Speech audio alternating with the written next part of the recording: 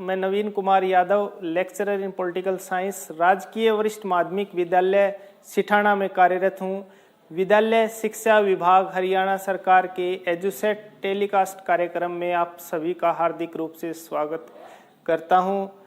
कक्षा 12 राजनीतिक विज्ञान पाठ 2 ध्रुवीयता का अंत भाग 2 पर आज हम चर्चा करेंगे और इस जो है व्याख्यान में हम चर्चा करेंगे कि 2 ध्रुवीयता क्या थी और 2 ध्रुवीयता कैसे जो है पतन की ओर गई। साथ में शॉक थेरेपी और विभिन्न जो है महत्वपूर्ण विषयों पर आज हम चर्चा करेंगे। सबसे पहले हम देखेंगे कि व्याख्यान के उद्देश्य क्या है। तो व्याख्यान के जो उद्देश्य हैं वो पहला है सोवियत संघ में साम्यवादी व्यवस्था और साम्यवादी शासन के बाद सोवियत गणराज्य द्वारा अपनाई गई शॉक थेरेपी की विस्तृत जानकारी देना। साथ में जो है शॉक थेरेपी के क्या परिणाम निकले और सोवियत संघ गणराज्यों के संघर्ष और तनाव की जानकारी देना, अर्थात बाल्कन समस्या। और इसके साथ साथ पूर्व सोवियत जो देश थे उनके साथ भारत के कैसे संबंध थे उन पर भी हम नज़र डालेंगे। प्यारे बच्चों, अब हम व्याख्यान के क्षेत्र पर नज़र डालते हैं कि इस व्याख्यान का हमारा जो क्षेत्र है वो सबसे पहले सोवियत संघ में समाजवादी जो साम्यवादी शासन व्यवस्था पर हम चर्चा करेंगे कि कब से इसकी शुरुआत हुई और कब से जो है कब तक रही साम्यवादी व्यवस्था। साथ में शॉक थेरेपी क्या है, शॉक थेरेपी इसके क्या परिणाम निकले, शॉक थेरेपी किसने अपनाई और इसके अपनाने के क्या कारण थे, इस पर भी चर्चा करेंगे। साथ में सोवियत संघ के संघर्ष और तनाव से उपजी स्थिति और भारत पर उसका क्या प्रभाव पड़ा उस पर भी चर्चा करेंगे। और अंतिम जो विषय है भारत और सोवियत संघ के संबंध या वर्तमान में भारत और रूस संबंधों पर भी हम विस्तार से चर्चा करेंगे। तो प्यारे बच्चों, सबसे पहले हम साम्यवादी जो व्यवस्था सोवियत संघ में थी उस पर नज़र डालते हैं। 1917 से पहले रूस था और बोल्शेविक क्रांति 1917 के बाद में 15 गणराज्यों को मिला करके सोवियत संघ की स्थापना की गई थी। और जो सोवियत 1917 की बोल्शेविक क्रांति थी वो 1917 की बोल्शेविक क्रांति समाजवादी सिद्धांतों से प्रेरित थी और उसका मुख्य जो उद्देश्य था वो पूंजीवाद का विरोध करना था और साम्यवाद की ओर बढ़ना था सोवियत संघ का। तो इसमें कौन कौन से प्रमुख नेता रहे उसके बारे में भी हम अभी चर्चा करेंगे। तो जो साम्यवादी व्यवस्था पूंजीवाद के विरोध में अपनाई गई थी, क्योंकि 1917 से पहले रूस में पूंजीवादी व्यवस्था थी और जिसके कारण किसान, श्रमिक और मजदूर सभी वर्ग काफ़ी हद तक परेशान थे। तो बोल्शेविक जो थे उस ये भी आपके मन में हो सकता है कि एक प्रश्न हो कि बोल्शेविक कौन थे। तो रूस की जो मजदूर दल के जो बहुसंख्यक लोग थे उनको बोल्शेविक कहा जाता है और जो अल्पसंख्यक थे इसी पार्टी के उनको मेनसेविक कहा जाता है। तो बहुसंख्यक था उनका 1917 से लेकर के 1991 तक किसी न किसी रूप में उन बोल्शेविकों का उस साम्यवादी व्यवस्था के प्रचारकों का जो है शासन रहा, उसी पर हम चर्चा करेंगे। इसी दौर में सबसे पहले आते हैं व्लादिमीर लेनिन कि व्लादिमीर लेनिन कौन थे और उनका क्या जो है सोवियत संघ गणराज्य में उनका क्या योगदान रहा उस पर ही चर्चा करेंगे। सबसे पहले है कि बोल्शेविक कम्युनिस्ट पार्टी के संस्थापक थे व्लादिमीर लेनिन और इन्हीं के द्वारा ही कम्युनिस्ट पार्टी की संस्थापना की थी और जो है बोल्शेविकों के नेता थे। साथ में 1917 की रूसी क्रांति के नायक रहे। जो 1917 की बोल्शेविक क्रांति पूंजीवाद के विरोध में हुई थी उसमें नायक बनकर उभरे और इन्हीं के द्वारा जो है पूंजीवाद का विरोध किया गया था। धीरे धीरे साम्यवादी व्यवस्था रूस में स्थापित की गई थी।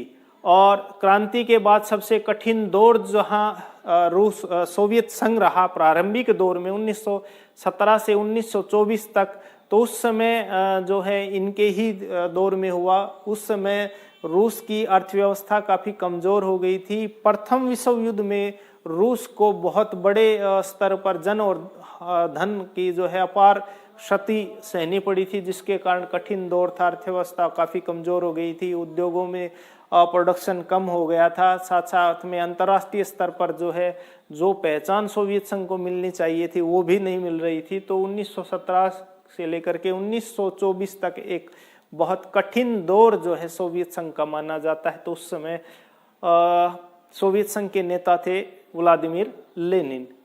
अंतिम है सोवियत समाजवादी गणराज्य के संस्थापक और अध्यक्ष, क्योंकि हमने पहले भी बात की है कि साम्यवादी जो व्यवस्था थी वो समाजवादी और गणराज्य से प्रेरित थी, उन सिद्धांतों से प्रेरित थी, और पूंजीवाद का ये सिद्धांत विरोध करता है। तो वहाँ के संस्थापक व्लादिमीर लेनिन माने जाते हैं।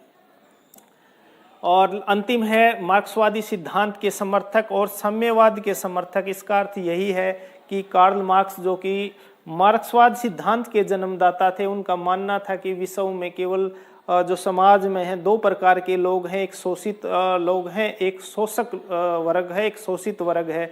तो जो लोग शोषित वर्ग वह वर्ग है जो जिसका जो है शोषण किया गया है, और जो शोषक वर्ग वो वर्ग है जिसने जो है श्रमिकों का शोषण किया है। अर्थात साधारण शब्दों में भी अगर हम बात करें तो जो पूंजीवादी व्यवस्था में है, ज़्यादातर पूंजीवादी व्यवस्था में उद्योगों से उत्पन्न लाभ का अधिकतर हिस्सा जो है उद्योग मालिकों को जाता है, मजदूरों को उसमें कोई भी जो है फायदा या लाभ का हिस्सा या उनको हिस्सेदार नहीं बनाया जाता। तो कार्ल मार्क्स भी इसका विरोध करते थे। आने वाले समय में व्लादिमीर लेनिन जब सत्ता में आए तो उन्होंने भी जो है पूंजीवादी व्यवस्था का काफी विरोध किया था। दूसरे महत्वपूर्ण जो व्यक्ति थे सोवियत संघ के वो थे जोसेफ स्टालिन। उनके लेनिन के उत्तराधिकारी थे, अर्थात 1924 के बाद जो है अस्तित्व में आए, और सोवियत संघ को मजबूत बनाने में उनका बहुत बड़ा योगदान रहा। हालांकि व्लादिमीर लेनिन के समय तो कुछ ऐसा संकट का दौर था, लेकिन बाद में धीरे धीरे जो है सोवियत संघ की अर्थव्यवस्था काफ़ी मजबूत हुई थी, तो उसमें जोसेफ स्टालिन का भी बहुत बड़ा योगदान था। और 1924 से 1935 तक इन्होंने नेतृत्व किया था। और ख़ास बात ये थी कि जब दूसरा विश्व युद्ध हुआ तो जो है जोसेफ स्टालिन उस समय सोवियत संघ के नेता थे, और ये भी दूसरे विश्व युद्ध में जीत का श्रेय भी जोसेफ स्टालिन को जाता है। और शीत युद्ध के प्रारंभिक जो दौर में थे और उस समय भी जोसेफ स्टालिन सोवियत संघ के नेता थे। औद्योगिकरण को तेजी से बढ़ावा दिया गया। हालांकि उस समय जो पूंजीवादी व्यवस्था का विरोध कर रहे थे, उद्योगों को जो है प्रोडक्शन बहुत कम हो रहा था, उद्योगों की जो है ज़्यादा ध्यान नहीं दिया जा रहा था। केवल मॉस्को और जो है एक मॉस्को और एक अन्य शहर, जो केवल दो ही औद्योगिक शहर रूस के थे, बाकी सभी के सभी जगह पर जो सामूहिक रूप से खेती की जाती थी। तो उन्होंने औद्योगिकरण की प्रक्रिया को तेजी से बढ़ाया, जिसमें काफ़ी उनको मदद मिली थी औद्योगिकरण में। और दूसरे विश्व युद्ध में जीत के हीरो रहे, जैसे हमने पहले चर्चा की है कि जोसेफ स्टालिन को दूसरे विश्व युद्ध में जीत का हीरो माना जाता था। हालांकि दूसरे विश्व युद्ध के प्रारंभिक दौर में, अर्थात 1939 से लेकर के 1945 तक जो दूसरा विश्व युद्ध चला, तो 1939 से लेकर के 41 तक हालांकि जर्मनी को काफ़ी सफलता मिली थी और रूस के बहुत बड़े क्षेत्र पर उन्होंने अधिकार कर लिया गया था। लेकिन जोसेफ स्टालिन की कुछ ऐसी नीतियां थी जहां पर रूस का पश्चिमी भाग था, जो अलास्का के नज़दीक का जो क्षेत्र था, तो वहां पर जो है एक रणनीति के तहत ज़्यादातर जो जर्मनी के सैनिक थे उनको लगातार उस क्षेत्र में वो आगे बढ़ते जा रहे थे, और सोवियत संघ के सैनिक एक निश्चित प्लानिंग के साथ वो पीछे हटते जा रहे थे। जब वो कुछ समय 2 महीने निकलने के बाद जो है सर्दियाँ शुरू हुई, तो उस सर्दियों को जो जर्मनी के सैनिक थे वो सहने के आदी नहीं थे, और उसके बाद जो है जाने के रास्ते भी सारे लगभग उनके लौटने के बंद हो गए थे, और जिनके कारण जो है जर्मनी को दूसरे विश्व युद्ध में घुटने टेकने पड़े। काफ़ी सैनिक वहाँ मारे गए, और ये रणनीति जो थी जोसेफ स्टालिन को उसका श्रेय जाता है और प्रारंभिक दौर में भी शीत युद्ध में उनकी काफी अहम भूमिका थी। और तानाशाही रवैये के लिए प्रसिद्ध थे, क्योंकि साम्यवादी व्यवस्था केंद्रीय जो है नीति पर आधारित होती है, तो इसको बढ़ावा देने का भी श्रेय जोसेफ स्टालिन को जाता है। निकिता क्रुश्चेव, प्यारे बच्चों, ये निकिता क्रुश्चेव का फोटो है, जो कि सोवियत संघ के 1953 से लेकर के 64 तक, यानी कि शीत युद्ध का जो पीक दौर माना जाता है, उस समय राष्ट्रपति रहे और उस समय सोवियत संघ का प्रतिनिधित्व किया, और न केवल प्रतिनिधित्व किया बल्कि अमेरिकी वर्चस्व को भी उन्होंने काफी हद तक जो है कम करने का कोशिश की थी। साथ में स्टालिन की नेतृत्व शैली के आलोचक थे। निकिता क्रुश्चेव थोड़ा सा जो है समाजवादी व्यवस्था पर आधारित शासन चाहते थे और साम्यवादी व्यवस्था को जो है धीरे धीरे कम करना चाहते थे, इसलिए वो स्टालिन की जो केंद्रीय नीति थी उनका विरोध वो करते थे। और 1956 में सुधार जो है उन्होंने काफी सुधार लागू किए गए, जिसमें जो है सामूहिक खेतीकरण को खत्म किया गया, किसानों को भूमि का मालिक बनाया गया और धीरे धीरे जो है उससे प्रोडक्शन या सुधार जो शामिल हुए। तो कुछ महत्वपूर्ण ऐसे सुधार किए जिसके भविष्य में जो है सोवियत संघ के विकास में काफी मददगार साबित हुए। और क्यूबा मिसाइल संकट के समय जो है इन्हीं के समय हुआ। क्यूबा मिसाइल संकट 1962 में हुआ और क्यूबा मिसाइल संकट को शीत युद्ध का पीक दौर कहा जाता है। और उस समय जो है क्यूबा, जो कि अमेरिका के साथ लगता हुआ एक छोटा सा देश है, और इसी के जो कि क्यूबा साम्यवादी व्यवस्था को मानता था और अमेरिका के साथ लगता था, तो उस समय राष्ट्रपति निकिता क्रुश्चेव ने अमेरिका के विरुद्ध ही क्यूबा में मिसाइलें तैनात कर दी थी, जो परमाणु मिसाइल थी। और अमेरिका को इसको काफी बाद समय पता चला, लेकिन इसके कारण धीरे धीरे दोनों देशों के आपसी सहयोग से, आपसी बातचीत के रास्ते से ये क्यूबा मिसाइल संकट जो है हल किया गया। हालांकि क्यूबा मिसाइल संकट को विश्व में ऐसा तनाव का दौर माना जाता है, जिसमें ऐसा महसूस हो रहा था कि कभी भी जो है तीसरा विश्व युद्ध शुरू हो सकता है। अब की बार अगर तीसरा विश्व युद्ध समाप्त शुरू हुआ तो विश्व के लगभग बहुत सारा जो है क्षेत्र विनाश के कगार पर चला जाएगा। अंतिम राष्ट्रपति थे मिखाइल गोर्बाचेव, जो काफी चर्चा में रहे। सोवियत संघ के अंतिम राष्ट्रपति 1985 से 1981 तक 11 मार्च 1985 से लेकर के 1991 तक जो है रूस की सोवियत संघ के अंतिम राष्ट्रपति रहे। 11 मार्च 1985 को वो जो है सोवियत संघ के महासचिव बने। 1988 में सोवियत संघ के अंतिम राष्ट्रपति के रूप में शपथ उन्होंने ली। हालांकि 25 दिसंबर 1991 को उन्होंने इस्तीफा दे दिया था। तो उनसे संबंधित जो महत्वपूर्ण चीज है प्यारे बच्चों, शीत युद्ध की समाप्ति में अहम योगदान वे चाहते थे कि दोनों देश जितना आपसी तनाव में बल और धन का प्रयोग कर रहे हैं, उनको अपने विकास में ये प्रयोग करना चाहिए। इसलिए वो शीत युद्ध को समाप्त करने के पक्ष में थे और धीरे धीरे समाप्ति की ओर वो ले गए। और आर्थिक सुधारों का प्रयास लिए जाने जाते हैं। हालांकि उन्होंने बहुत सारे ऐसे आर्थिक सुधारों का प्रयास किए थे, लेकिन उनको नाकामयाबी हासिल हुई थी। उनमें से कुछ ऐसे सुधार थे जिनमें केंद्रीय जो मूल ढांचा था, उस केंद्रीय मूल ढांचे को बदलने के लेकर के उनकी जो नीति थी उनकी आलोचना की गई, या कुछ ऐसे खुलापन जो सरकारी संस्थाओं में दिया गया जिसके कारण व्यक्ति अपनी अभिव्यक्ति प्रकट कर सकते थे। तो ऐसी कुछ नीतियां थी जिनकी आर्थिक सुधारों में कुछ ना कुछ कमी रही, उसकी आलोचना की जाती है। जर्मनी एकीकरण में सहायक रहे और जर्मनी का एकीकरण 1990 में हुआ। और क्योंकि पूर्वी जर्मनी का जो अधिकार था वो सोवियत संघ के अधिकार क्षेत्र में था और पश्चिमी जर्मनी अमेरिका के उसमें था, तो 90 में जो है जर्मनी के एकीकरण में इन्होंने काफी सहायता की थी। सोवियत संघ विखंडन का आरोप उन पर लगा। उनका मानना था कि सोवियत संघ के जितने 15 गणराज्य हैं उनको एक करने में मिखाइल गोर्बाचेव नाकाम रहे और आखिरकार जो है 26 दिसंबर 1991 को सोवियत संघ का विखंडन हो गया उनके कारण जो है मिखाइल गोर्बाचेव को ही उनका कारण मानते हैं। अब बात करते हैं शॉक थेरेपी। शॉक थेरेपी किसने अपनाई और शॉक थेरेपी क्या है, इस पर प्यारे बच्चों दूसरे महत्वपूर्ण टॉपिक पर हम चर्चा करेंगे। तो सबसे पहले शॉक थेरेपी का क्या अर्थ है और शॉक थेरेपी अपनाई किसने। तो शॉक थेरेपी का शाब्दिक अर्थ है आघात पहुंचाकर इलाज करना। और अगर हम राजनीति की भाषा में देखें तो सोवियत संघ के जो 15 गणराज्य थे उन्होंने अपनी साम्यवादी व्यवस्था को छोड़ करके पूंजीवादी व्यवस्था जो अपनाई, तो उस तेजी से जो है साम्यवादी व्यवस्था को छोड़कर पूंजीवादी व्यवस्था को अपनाना शॉक थेरेपी के नाम से जाना जाता था।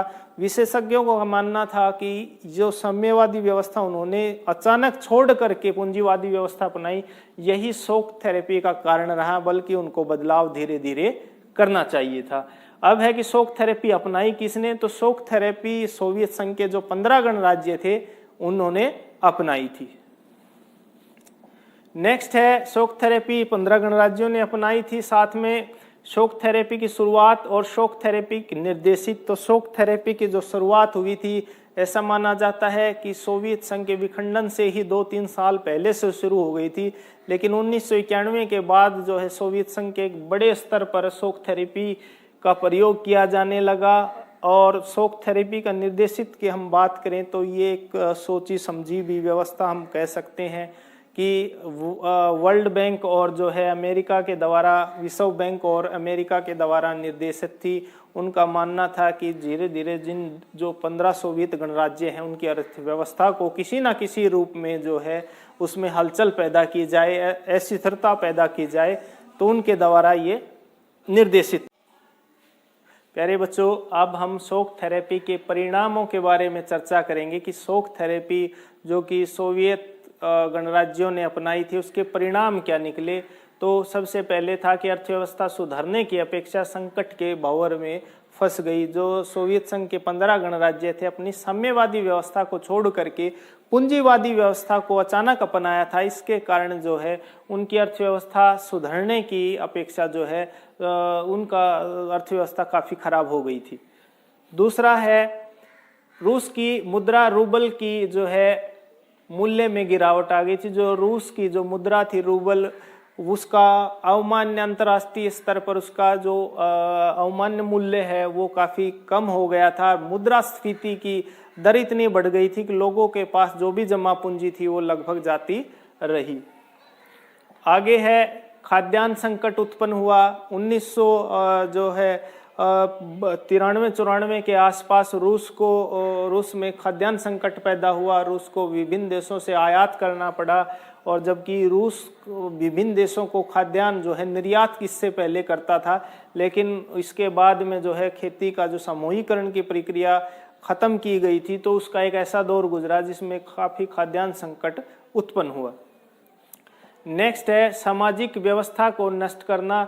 तो उस समय ये अपनाया गया कि ये माना गया कि पूंजीवादी व्यवस्था के आधार पर जितनी भी सामाजिक व्यवस्था थी, वो चाहे गरीब और दलित या अपंग हैं या जो वृद्ध लोग हैं उनको वित्तीय सहायता दी जाती थी, वो भी बंद किया गया। उनका मानना था कि इससे देश की अर्थव्यवस्था पर बोझ बढ़ता है। इसके साथ साथ प्यारे बच्चों स्वास्थ्य सेवाओं की समाप्ति की गई। इसका अर्थ यही है कि एक जनसाधारण के लिए, एक गरीब व्यक्ति के लिए स्वास्थ्य सेवाएं पाना काफ़ी मुश्किल हो गया था। इलाज काफ़ी महंगा हो गया था। किसी प्रकार की उनको कोई छूट नहीं दी गई थी स्वास्थ्य सेवाओं में, वो ख़त्म कर दी गई थी। तो अब सबके लिए जो स्वास्थ्य काफ़ी महंगा हो गया था। माफिया वर्ग का बोलबाला हुआ शॉक थेरेपी के कारण। जो जितने भी बड़े जो है सामंत थे, जितने भी बड़े औद्योगिक घराने थे या इसके साथ साथ में बड़े जमींदार थे, उन्होंने स्टॉक करना शुरू कर दिया, जिसके कारण जो है रूस में खाद्यान्न की कीमतें लगातार बढ़ गई और इसके कारण जो है आम जन तक काफ़ी जो खाद्यान्न की आपूर्ति थी वो काफ़ी कठिन हो गई थी। साथ में आर्थिक असमानता में वृद्धि हुई, क्योंकि जब उन देशों ने साम्यवादी व्यवस्था को छोड़ करके वापस पूंजीवादी व्यवस्था को अचानक अपनाया था, जिसके कारण जो है आर्थिक असमानता में वृद्धि हुई। अमीर लोग काफ़ी अमीर होते चले गए क्योंकि उनका संसाधनों पर अधिकार था, और गरीब जो व्यक्ति थे, जिसमें श्रमिक थे, किसान थे, छोटे मजदूर थे, इन पे सभी के सभी जो है जीवन यापन के लिए काफ़ी मशक्क़त उनको करनी पड़ी थी। उसके बाद हम बात करते हैं कि शॉक थेरेपी का क्या प्रभाव अच्छे रहे या नहीं रहे, इस पर भी थोड़ी सी चर्चा करते हैं कि शॉक थेरेपी की एक तो अर्थव्यवस्था में सुधार हुआ। लगभग 10 वर्षों के बाद में शॉक थेरेपी के अपनाने के 10 वर्षों बाद जो है अर्थव्यवस्था में सुधार देखने को मिला और निर्यात को बढ़ावा मिला। सोवियत संघ के गणराज्य जितने थे उनके पास प्राकृतिक संसाधनों की बहुतायत थी, वो चाहे तेल है या इसके साथ साथ में ऐसे संसाधन हैं जो प्राकृतिक कोयला के भंडार हैं, एक गैस पाइपलाइन है, जिनके द्वारा जो है निर्यात को बढ़ावा मिला, अर्थव्यवस्था में सुधार हुआ। और मुआवजे में वृद्धि का अर्थ ये था कि सोवियत गणराज्य विभिन्न गणराज्यों में गैस पाइपलाइन के रूप में एक बड़ी राशि मुआवजे के रूप में उन गणराज्यों को दी जाती थी।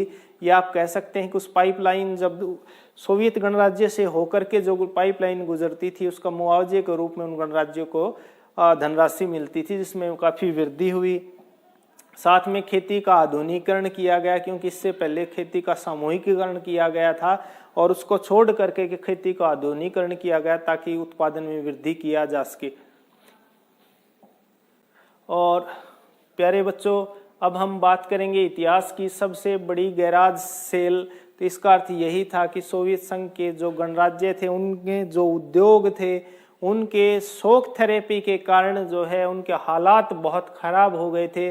उनमें उत्पादन के लिए कच्चे माल की प्राप्ति नहीं हो रही थी, सारा का सारा जो है उत्पादन पर नियंत्रण नहीं रहा था, और जो उद्योग थे वो बिकने के कगार पे थे और बिकने के समय उनके औने पौने दाम लगाए जा रहे थे। और इसे ही इतिहास की सबसे बड़ी गैराज सेल के नाम से जानी जाती है, जो सोवियत संघ के गणराज्यों में लगी। प्यारे बच्चों, अब हम बात करेंगे भारत और रूस के आपसी संबंध या भारत और सोवियत गणराज्य के आपसी संबंधों पर हम चर्चा करेंगे। और किसी भी देशों के जो आपसी संबंध है वो कुछ एक महत्वपूर्ण विषयों पर आधारित होते हैं। प्यारे बच्चों, आज हम उसी पर चर्चा करेंगे। सबसे पहले हम बात करते हैं आर्थिक और राजनीतिक संबंध। सबसे पहले हम बात करें कि राजनीतिक संबंध किसी भी देश के मध्य अगर व्यापार है, आर्थिक संबंध है, राजनीतिक संबंध है, सबसे अधिक महत्वपूर्ण राजनीतिक संबंध है। अगर राजनीतिक संबंध किसी एक देश के दूसरे देश के साथ बेहतर संबंध है तो अन्य जो है संबंध काफ़ी अच्छे से जो है भविष्य में जाते हैं। और आर्थिक संबंध की अगर हम चर्चा करें तो आर्थिक संबंध में हम जितने भी देश में बड़ी परियोजनाएं हैं, वो चाहे भाखड़ा बांध से संबंधित हो या बड़े उद्योग से संबंधित हो या जो ताप विद्युत घर से संबंधित हो, तो बहुत सारी आर्थिक क्रियाएं जो हैं हमने सोवियत संघ के सहयोग से हमारे देश में लगाई गई थी। और भारत और राजनीतिक संबंध पे थोड़ी सी हम चर्चा करें तो भारत और सोवियत संघ के रिश्तों की शुरुआत हुई थी 1971 भारत पाकिस्तान युद्ध के समय, क्योंकि एशिया में चीन, अमेरिका और पाकिस्तान के द्वारा एक नई समीकरण बन रहे थे। तो ऐसी अवस्था में भी हमें किसी ऐसे साथी की ज़रूरत है जो मुसीबत के समय हमारे साथ देश के। तो हमने सोवियत संघ के साथ 1971 में 20 वर्षीय संधि की थी, जो लगातार जो है अब भी जारी है। आगे है सैन्य संबंध और सांस्कृतिक संबंध। सांस्कृतिक संबंध भी हमारे सोवियत संघ के साथ काफ़ी मधुर है। और जहाँ तक सैन्य संबंधों की बात करें तो हमारे देश के बहुत बड़े हिस्से पर सेना के बहुत बड़े साजो सामान जो है सोवियत संघ से और रूस से ही आयातित हैं, और जिसमें Mi-7 हेलीकॉप्टर है और V-5 हेलीकॉप्टर हैं। ये सभी के सभी सोवियत संघ और रूस से हमने निर्यात किया। इसके साथ साथ हमने जो है 42 सुखोई 30 को भी विमान, जो लड़ाकू विमान है तीसरी पीढ़ी के, वो भी हमने जो है सोवियत संघ और रूस से ही निर्यात किए हैं। और आगे हम बात करते हैं अटल बिहारी वाजपेयी जी की रूस यात्रा। अटल बिहारी वाजपेयी जी 1999 से लेकर 2004 तक देश के प्रधानमंत्री रहे। तो इस शासन काल में उन्होंने 2 4 से 6 नवंबर 2001 को रूस की यात्रा की थी। उसमें हमने रक्षा और जो है ऊर्जा और रेलवे के काफ़ी महत्वपूर्ण समझौते किए थे जो भविष्य में देश के विकास में योगदान दे रहे थे। इसके साथ जो है कुंडनकुलम परमाणु विद्युत केंद्रों की स्थापना के लिए आवश्यक आपूर्ति करना, जिसमें कुंडनकुलम परमाणु संयंत्र तमिलनाडु में समुद्र के किनारे स्थित है, जो कि परमाणु विद्युत ताप केंद्र है। और इसी के द्वारा जो उसके कच्चे जो माल के रूप में जो प्राप्त होता था उसकी आपूर्ति रूस से ही होती है, उस पर समझौता हुआ। और इसके साथ साथ टेक्नोलॉजी केंद्रों में सहयोग करना कि किसी भी देश के विकास में सूचना और प्रौद्योगिकी का बहुत बड़ा अहम योगदान है, तो उसमें उनका जो है सहयोग हमारा रूस ने किया। साथ में शिक्षा में सहयोग किया। बहुत सारी यूनिवर्सिटियों में ऐसे कार्यक्रम प्रोग्राम चलाए जा रहे हैं जो भारतीयों को उसमें रोजगार के क्षेत्र में, शिक्षा के क्षेत्र में भविष्य में मददगार साबित होंगे। प्यारे बच्चों, अब हम बात करते हैं मॉस्को घोषणा पत्र। मॉस्को घोषणा पत्र में जो है उसमें परिवहन और ऊर्जा और कृषि पर जो है दोनों देशों के राष्ट्राध्यक्षों के मध्य एक समझौता हुआ, जिसमें परिवहन, ऊर्जा और कृषि के विषयों पर आगे साझेदारी बढ़ाने पर सहमति हुई।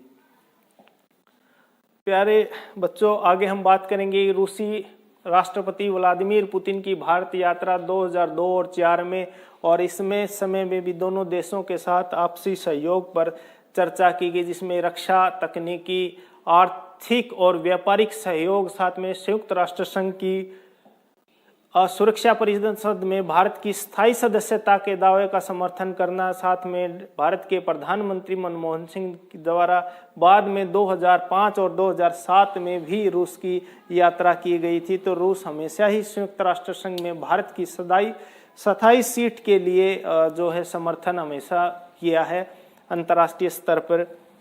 और उसके साथ जब 2005 से लेकर के 2007 तक डॉक्टर मनमोहन सिंह रूस की यात्रा पे गए, तो उनके साथ रक्षा सहयोग, ऊर्जा सहयोग और जो है अंतरिक्ष सहयोग, इन पर काफ़ी समझौते हुए। उस पे बाद हम बात करते हैं व्यापारिक और निवेशिक समझौता और आतंकवाद पर चर्चा। तो भारत और रूस दोनों के दोनों आतंकवाद से ग्रसित रहे हैं। भारत जहां जम्मू कश्मीर में, कुछ पूर्वोत्तर राज्यों में आतंकवादी घटनाएं होती हैं, वैसे ही रूस में चेचन्या एक बहुत बड़ा आतंकी जो है केंद्र रहा है। तो उसको लेकर के दोनों देशों के आतंकवाद पर नीति को लेकर के कुछ समझौते हुए थे।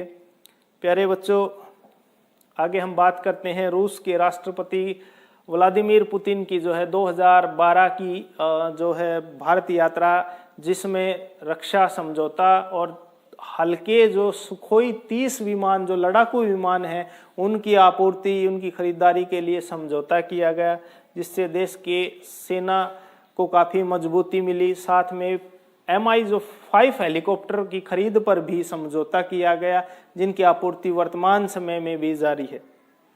साथ ही प्यारे बच्चों, जो हमारा युद्धपोत है NIS चक्र, उसको 10 साल के लिए पहली बार हमने लीज पर लिया था। मतलब लीज का है कि उसको हमने जो है किराए पे लिया था, और उसके बाद यहाँ पर जो है जितने भी युद्धपोत हैं उनके निर्माण में रूस हमारा सहयोग करेगा, इस पर भी समझौता हुआ था। और इसके साथ 5वीं पीढ़ी के अत्याधुनिक लड़ाकू विमानों के लिए भी समझौता हुआ, क्योंकि इससे पहले हमने MiG-21 जितने भी विमान थे सोवियत संघ से खरीदे थे, और जो कि भारतीय सेना के काफ़ी लंबे समय तक जो है मजबूती का आधार रहे थे। और उसके बाद सुपरसोनिक ब्रह्मोस मिसाइल के लिए जो टेक्नोलॉजी यूज की जाती है, वो भी हमने रूस के द्वारा ही हमने प्राप्त की है। साथ में सैटेलाइट तकनीक तथा बैंकिंग क्षेत्र में निवेश, ये सारे के सारे जितने भी हमारे सैटेलाइट से संबंधित कार्यक्रम चल रहे हैं, रूस के सहयोग से हम इसको चला रहे हैं। और इसके साथ साथ प्यारे बच्चों, भारत में वर्तमान प्रधानमंत्री श्री नरेंद्र मोदी का 2015 और 2017 में भी रूस की यात्रा की थी। दोनों देशों के मध्य कई अहम समझौते हुए थे, जिसमें सांस्कृतिक आदान प्रदान समझौता, शिक्षा और व्यापार सहयोग समझौता शामिल है। और इसके साथ जो है कुंडनकुलम जो परमाणु संयंत्र तमिलनाडु में है उसकी 6 यूनिट हैं, जिसमें 5वीं और 6ठी यूनिट को शुरू करने के लिए समझौता हुआ था। इससे पहले जो कच्चा माल परमाणु जो ताप घरों में यूज किया जाता है उसकी सप्लाई रूस ही करता है, तो उसके लिए भी समझौता हुआ था। साथ में वित्तीय निवेश को प्रोत्साहन और आतंकवाद पर चर्चा की गई, जो कि जीरो टॉलरेंस की नीति आतंकवाद पर अपनाई जाती है। दोनों देशों के मध्य इस बात पर सहमति हुई। और उसके दोनों देशों के हम बात करें 2017 के बाद संबंधों पर, वो भी एक नया आयाम जो है भारतीय राजनीति में दोनों देशों के समझौते से लागू हुआ है। और उसमें यातायात है, जिसमें रेलवे हैं, अत्याधुनिक ऐसे मोटर गाड़ियां उद्योग हैं, और साथ में रेलवे परिवहन के साथ साथ प्रशिक्षण, रेलवे लाइन की बिछाने की जो तेजी से बनाई जाने वाली जितनी भी मशीनें हैं वो आयात की गई रूस से। अंतरिक्ष विज्ञान में उनका सहयोग लिया गया, साइबर सुरक्षा में सहयोग लिया गया, जितने भी आपराधिक जो काम होते हैं साइबर सुरक्षा से संबंधित। 2017 के बाद इन महत्वपूर्ण विषयों पर जो है हमने रूस के साथ समझौते हुए हैं। और इसके साथ सूचना तकनीकों के क्षेत्र में बढ़ाने पर भी दोनों देशों के मध्य समझौता हुआ है। भविष्य में इस प्रकार जो है दोनों देश सूचना, साइबर, अंतरिक्ष, रेलवे, यातायात पर मिलकर ही काम करेंगे। उसके साथ प्यारे बच्चों, इस व्याख्यान की पुनरावृत्ति करते हैं और सबसे पहले हम बात करते हैं रूस के बोल्शेविक क्रांति कब हुई। तो रूस की बोल्शेविक क्रांति प्यारे बच्चों आपको पता है 1917 में हुई थी। अब आप बताएंगे कि व्लादिमीर लेनिन कौन थे। जी हाँ प्यारे बच्चों, व्लादिमीर लेनिन बोल्शेविक नेता और 1917 की क्रांति के जो है नायक रहे थे। क्यूबा मिसाइल संकट के समय सोवियत संघ के नेता कौन थे। तो क्यूबा मिसाइल संकट के समय निकिता क्रुश्चेव जो है सोवियत संघ के नेता थे, जो कि 1962 में ये संकट उत्पन्न हुआ था। सोवियत संघ के अंतिम राष्ट्रपति कौन थे। प्यारे बच्चों, सोवियत संघ के अंतिम राष्ट्रपति मिखाइल गोर्बाचेव थे। और अंतिम प्रश्न है कि शॉक थेरेपी का शाब्दिक अर्थ क्या है। तो शॉक थेरेपी का शाब्दिक अर्थ है आघात पहुंचाकर इलाज करना।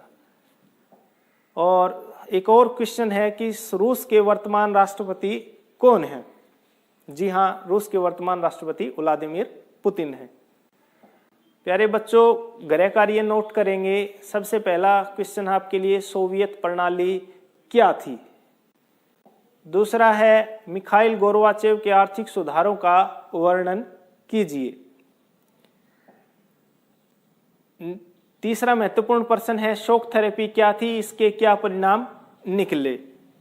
और भारत और रूस के संबंधों पर विस्तार से चर्चा कीजिए। प्यारे बच्चों, ये प्रश्न इस व्याख्यान से संबंधित आपको याद करके आपने कॉपी में नोट करना है और अपने प्राध्यापकों से आपने चेक करवाना है।